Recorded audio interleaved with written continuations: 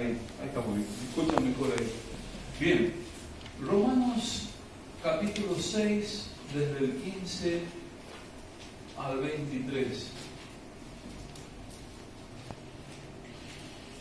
Más de una vez habrán escuchado o habrán participado en algún ámbito laboral, de colegas, compañeros de trabajo, la escuela, la facultad, de un juego o algo similar que se llama el amigo invisible. ¿Sí? El amigo invisible. ¿Lo han escuchado? ¿Sí? Nos ponemos de acuerdo, sorteamos los nombres del grupo y cada uno tiene a alguien al que le tiene que regalar. Y alguien del grupo te va a regalar a vos. Ese jueguito del amigo invisible tiene capítulos memorables. ¿Sí? Capítulos memorables. ¿Por qué digo esto? Justamente porque muchas veces los amigos no son tan generosos, por ejemplo. Mi generosidad yo no la mido y de pronto veo que yo hice un gran esfuerzo y el otro no, etcétera. Historias del amigo invisible. Y yo me preguntaba, pensando en esto, pensando en plantearnos el valor de un regalo, el verdadero valor de un regalo. ¿Cuál es el valor verdadero de un regalo? Es lo que pagué por un objeto para regalar. Es el costo que tuvo cada una de las partes que forman ese regalo. Si de pronto es algo que yo hice, por ejemplo, hice tejer, pienso en las mujeres, hice un tejido para regalar a un amigo, ¿no?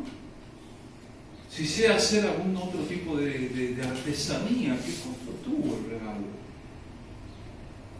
Verdaderamente el verdadero valor de un regalo, me parece, y creo que en esto podemos discutir o coincidir, consiste en lo que implica para mí cuando lo hago. En el corazón, en el involucramiento en poder ofrecer un regalo. ¿Me costó? ¿No me costó? Allí está el valor del regalo. Hay muchas historias asociadas al verdadero valor de un regalo. Hay una que circula en internet y que me hizo pensar, quizás porque escuché a mi mamá muchas veces con esto del Día del Maestro. Fue maestra por muchos años, entonces por un lado nosotros teníamos que ofrecerle algún regalo a nuestra maestra, pero ella al mismo tiempo compartía algunas de las cosas que le traían de regalo. He visto gallinas vivas, no gallinas muertas, llegar a casa, porque la zona donde ella trabajaba era una zona semirural. Entonces lo que la gente podía ofrecer por regalo a su maestra, al niño podía ofrecer, era un pollito, una gallina. Y siempre estaba esta cuestión, ¿no? ¿Cuánto costaba? Hay decía esta historia que circula en internet de un niño que le regaló a su maestra un frasco de perfume casi vacío, tenía muy poquito perfume, estaba usado, ¿no? Pero era el perfume que usaba su mamá, que había muerto. Entonces el chico vino y se lo dio a su maestra, ¿no? Y todo el tiempo pasó y este chico, que era bastante desordenado en su aspecto, en sus estudios, llegó a ser un famoso médico, conocido médico. Y este hombre recordaba que fue esa aceptación de ese regalo lo que cambió su perspectiva. Porque los regalos que se hacen con el corazón, ofreciéndolo todo, son los que tienen verdadero valor. No tiene que ver con el precio. No tiene que ver con el precio. sociedad que lo pervierte todo, nos ha provocado, nos ha cambiado el valor. No, lo importante es el precio del regalo. Y las discusiones provienen muchas veces, pucha, yo puse tanto para el regalo y los otros no pusieron nada. No. Enojos. Cuando pensaba en esto, ¿y por qué pensaba en esto? Que este pasaje precioso, famoso, lo hemos conocido, lo citamos muchas veces, comienza en 15 más o menos la idea y termina allí por 23, donde Pablo va a hablar de los siervos de la justicia o de los esclavos de la justicia.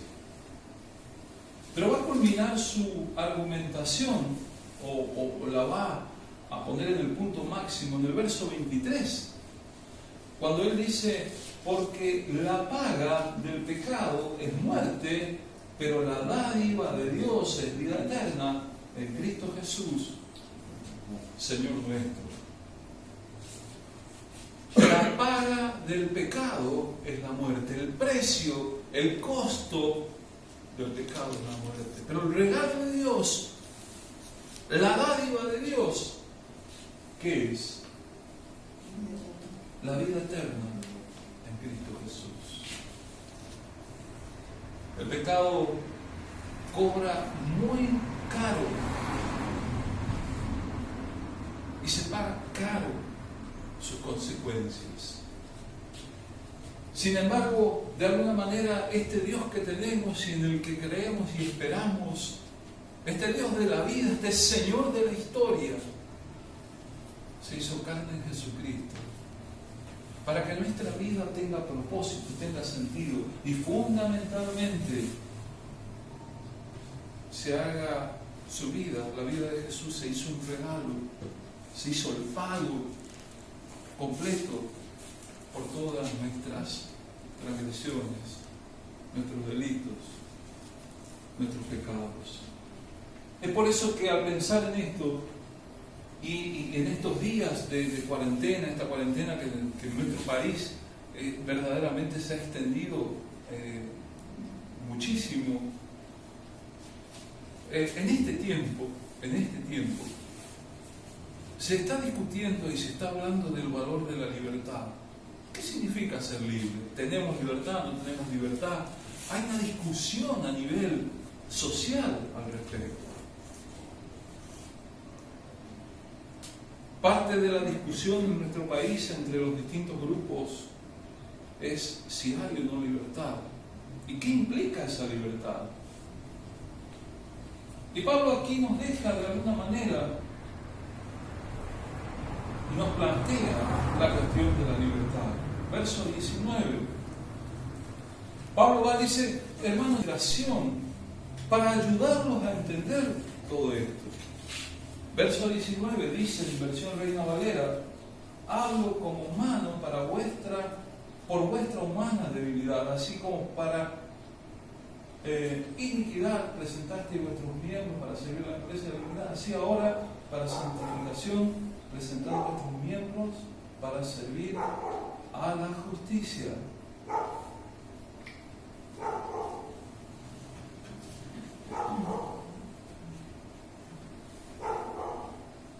Hablo como humano. Uso esta ilustración para ayudarlos a entender esto. Tenemos que entender que Pablo no está diciendo: está bien la esclavitud, me gusta la esclavitud. Está diciendo: esto sucede. Hay dos caminos: la esclavitud del pecado o la esclavitud de la justicia, dice. Está tratando de sintetizar algo que es sumamente complejo. Pero hermanos, creo que Pablo tiene razón, la palabra de Dios tiene razón en este punto. O servimos a uno o servimos a otros. Nunca estamos completamente libres. Y en todo caso, esta esclavitud que produce la actividad del pecado es una esclavitud que tiene consecuencias nefastas. Porque claramente dice: la paga del pecado es la muerte. es muerte. Pero antes de la muerte hay un montón de situaciones que nos degradan, nos hacen mal. Una parábola, simplemente, esclavos o libres. Y cuando uno se pregunta qué significa ser libre, ¿cuándo se pierde la libertad experimentada? ¿Qué significa la libertad? Es especialmente cuando estamos frente a la posibilidad de perder nuestra libertad, es que comenzamos a pensar en lo que ella implica.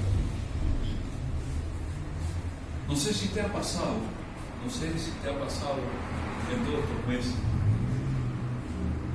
pero está la sensación de que sos libre, pero podés estar aquí nomás. No podés salir de tu casa, no podés ir a determinados lugares. Es una libertad acotada. Y ahí te empezás a decir, pucha, pero ¿qué pasó aquí? ¿Qué pasó? ¿Qué nos pasó? Me decía un abuelo mi nieta va a cumplir 1 año. No voy a poder estar con ella. Han pasado meses que no la puedo ver. Ustedes tienen familia lejos, se están viendo por internet. Germán me contaba de su viaje al sur. Todo cerrado. Donde antes se podía entrar, donde quería, ahora había una valla, un policía diciendo usted por acá no. Bueno, pero yo quiero descansar. No, acá no, seguimos. Hay libertad, pero seguir. Wow. Es cuando la perdemos a esa libertad que descubrimos cuánto valor tiene. Es cuando no podemos viajar a ver a nuestros seres queridos, a estar con ellos, a disfrutar. Ustedes también, ¿no? Están los abuelos allá. ¿Cuándo vamos a ver a los nietos? Cuando descubrimos el valor que tiene. Y Pablo parece, y este es el poder de la palabra de Dios, ¿no? Porque esto es actual. Hermanos, le dice Pablo, de alguna manera, si vos no sos esclavo de uno, sos esclavo del otro. ¿Y en qué consiste esa libertad? Verso 16.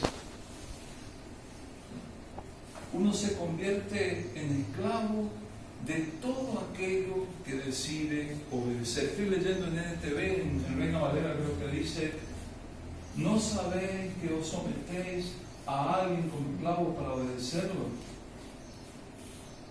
Y sois esclavos de aquel a quien obedecéis, sea del pecado para muerte o de la obediencia para la justicia. En el verso Pablo nos pregunta, ¿no se dan cuenta, queridos, que toda vez que aceptamos algo, nos estamos sometiendo? En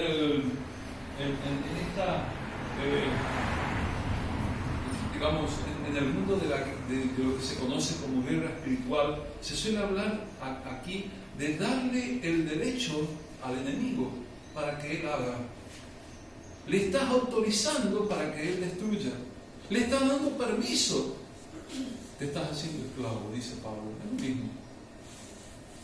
Para que destruya, para que robe, para que mate. Es por eso que Pablo nos invita al otro. Muchachos, dice, puedes decidir obedecer a Dios, lo cual te lleva a una vida recta, a una vida diferente. A veces, cuando uno mira lo que pasa alrededor y ve tantas cosas deshonestas, tanta cosa que no está bien. Te puede pasar como el salmista del Salmo 73, o quizás el del Salmo 37, que dicen, ¿será posible? Dice, yo hago lo justo y esto que no hacen lo justo. A ellos parece que les va bien.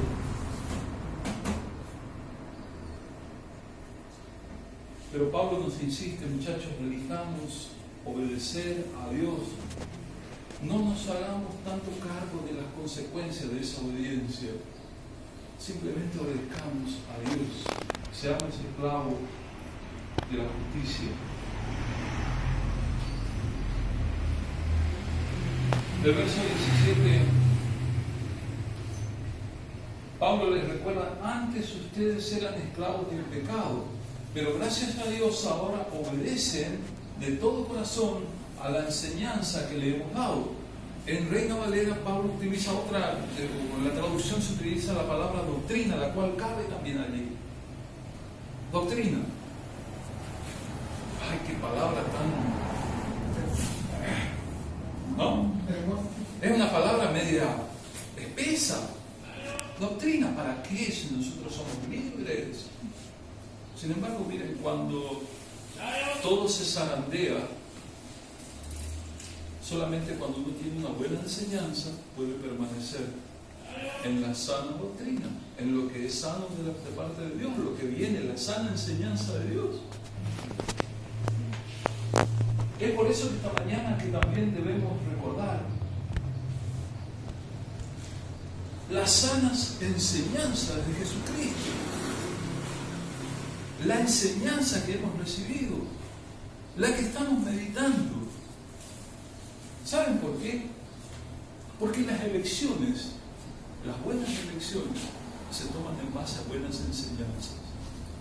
Si tu enseñanza es deficiente, vas a tomar o vas a cometer errores. Vas a cometer errores. Inexorablemente, si tu enseñanza es deficiente, vas a cometer errores. En el mundo de la medicina, los médicos se especializan, y aunque todos son médicos, el especialista en una determinada rama del saber de medicina conoce más que el otro. Este conoce la generalidad, pero el especialista conoce los detalles. Lo mismo pasa en la docencia. En el mundo de la informática, ¿no? Digo, los especialistas en un determinado programa, tú puedes saber un montón de cosas, pero el especialista sabe el lenguaje y te deja. ¿Es así? Más o menos. Vos que estuviste también haciendo líos con la computadora. Y las haces echar humo, no digas nada.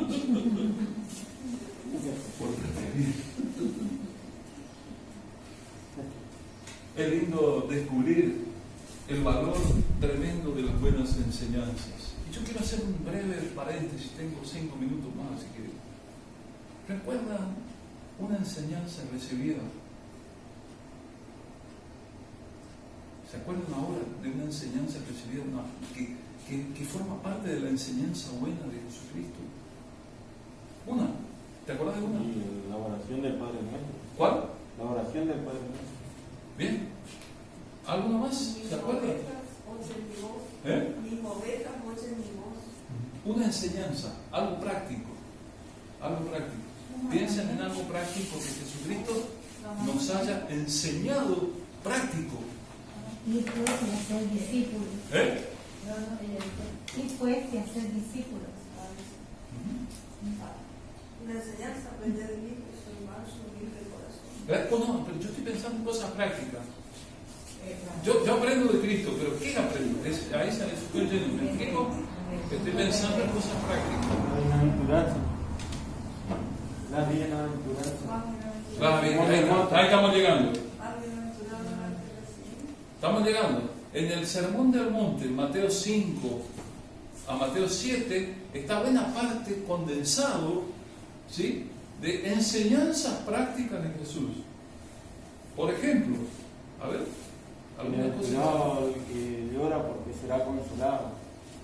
Bienaventurado el sano de espíritu porque deseará sanidad. Me acuerdo bien. Bienaventurado. ¿Eh? A ver. Una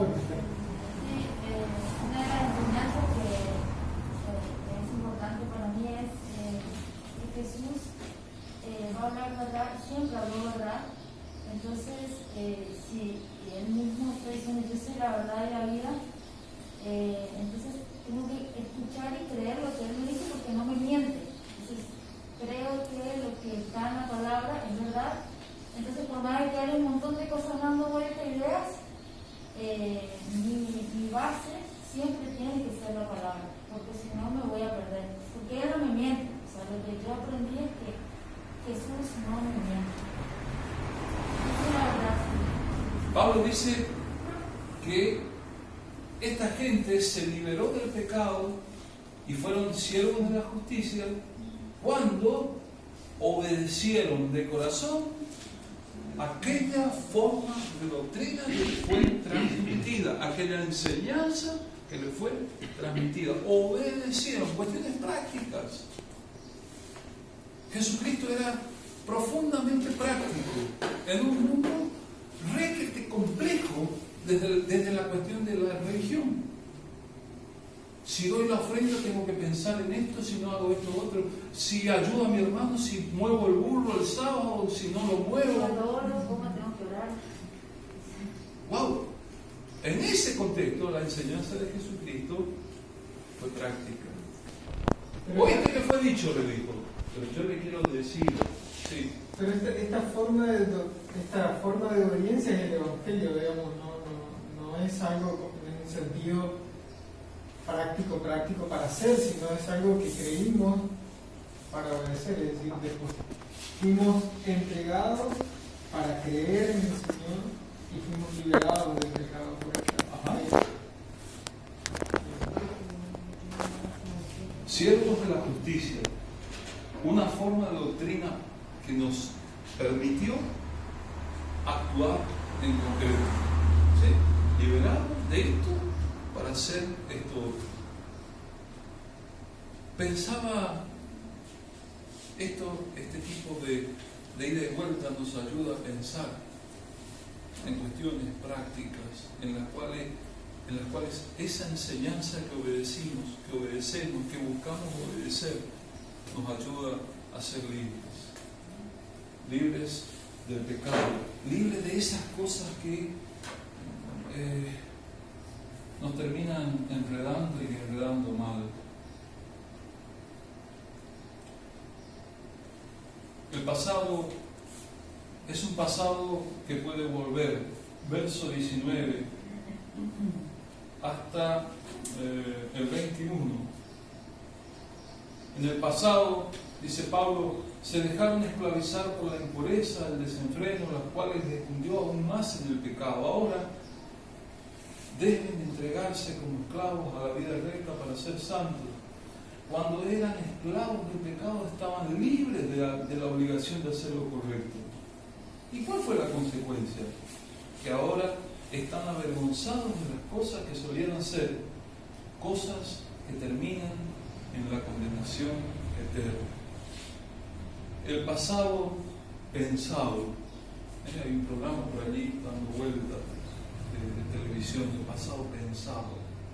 Cuando pensamos nuestro pasado, descubrimos que muchas veces hemos vivido lejos de Dios. Hemos elegido la desobediencia. Lo hemos hecho quizás porque no sabíamos. Pero el problema es cuando sabemos y no obedecemos. Y allí está quizás lo que señalaba recién Diego, ¿no? De una enseñanza que libera. Debería liberar. Porque puedo saber algo, lo importante, como dice Pablo, es ser un esclavo de lo que es justo, obedecer. La obediencia, tanto nos cuesta la obediencia. Terminamos. El valor de la libertad. Pero ahora, dice Pablo, verso 22, han quedado libres del poder del pecado y se han hecho esclavos de Dios. Ahora hacen las cosas que llevan a la santidad y dan por resultado la vida eterna. Y fíjense que dice que esta acción de Dios nos hace siervos de Dios, que trae por fruto, como dice la Escritura, la santificación y como fin la vida eterna. Qué lindo es terminar pensando esta mañana en esto. La paga del pecado es la muerte, mas la dádiva de Cristo, la dádiva de Dios en Cristo Jesús es la vida eterna. La cuestión es que entre este momento y aquel momento hay un rango de tiempo inespecífico en el cual debemos producir frutos de la obediencia. Debemos producir, dar a luz esos frutos. Uno dice, estoy usando mal la expresión, porque en realidad es una obra de Dios en nosotros. Nosotros no podemos producir nada bueno, pero Dios en nosotros puede hacer que los frutos sean distintos. Dios en nosotros puede hacer que nuestros frutos sean para la eternidad.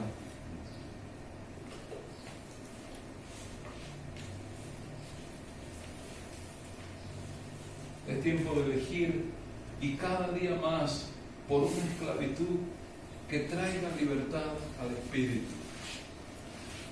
Usando la parábola de Pablo sobre la esclavitud, si de libertad se trata, elijamos estar sujetos a la obediencia a Cristo, considerar profundamente las acciones que ella produce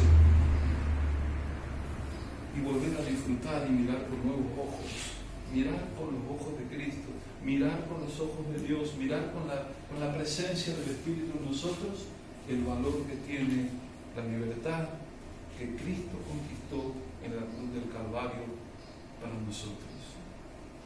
Somos libres de ataduras del pasado, somos libres de las mentiras que el enemigo sigue diciendo muchas veces de nosotros, somos libres de un montón de cosas y solamente esclavos de aquellas cosas que nosotros elegimos para bien o para mal. Cuando Dios pensó en la redención de nuestras almas, no jugaba la misma invisible. Se hizo bien visible. Se hizo tan visible que se hizo humano. Y fue a la cruz. Para que ya no haya motivos ni razones para seguir viviendo como un esclavo. Oramos. Padre, quiero darte gracias